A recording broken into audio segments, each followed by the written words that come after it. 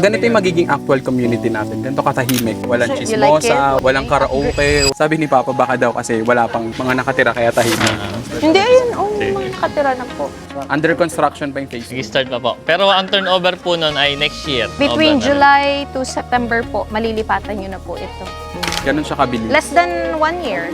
Ayun din ang gusto ko kay Ovilla Land kasi ang bilis ng turnover niya. Tama. Hindi siya katulad ng mga sa Cavite. 2 to 3 years. 2 to 3 years. Mukha siyang mayaman tignan. Kahit middle class family ka pa lang. Mukha siyang mayamang tignan. Yun yung sinasabi nung CEO, si Ma'am Pamin. She really wanted to level up the middle class na mga Pilipino. Kasi parang yung admiration ba ng Pinoy na gusto natin magkabahay, deserve natin yung magandang community at maayos at dekalidad na bahay sa ganong halaga. For just 3 million. Oo, for 3 million. Sulit na, sir.